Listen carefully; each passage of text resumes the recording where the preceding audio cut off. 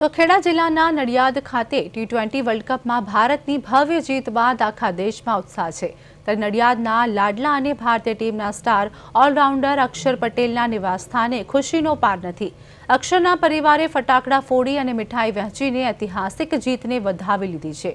નડિયાદમાં અક્ષર પટેલના ઘરે તેના માતા-પિતા અને પરિવારના સભ્યો મેચ નિહાળી રહ્યા હતા। ભારતની જીત થતાં જ આખું ઘર ભારત માતા કી જયના નાદથી ગૂંજી ઉઠ્યું હતું। જીતની ક્ષણો બાદ અક્ષરના પિતા અને પરિવારજનોએ એકબીજાનું મોઢું મીઠું કરાવી હર્ષના આંસુ સાથે આ વિજયની ઉજવણી કરી હતી। તો બીજી તરફ ભારત ચેમ્પિયન બન્યું। નડિયાદના ક્રિકેટ પ્રેમીઓ મોટી સંખ્યામાં અક્ષર પટેલના ઘરની બહાર એકઠા થઈ ગયા હતા।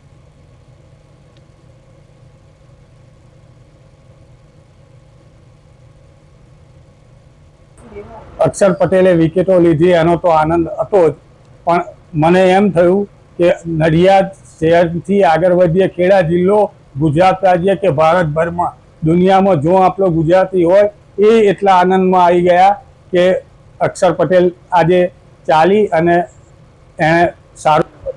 અક્ષર પટેલે આજે કે સેમિફાઇનલમાં જ્યારે બી પહેલી વિકેટ તો એ જ લેતો હતો અને આજે જ્યારે લીધી ત્યારે આનંદ એ જ હતો કે કદાચ આપણને 2-3 વિકેટો મળે તો વધુ સારું। તો એણે 3 વિકેટ લઈ અને આનંદ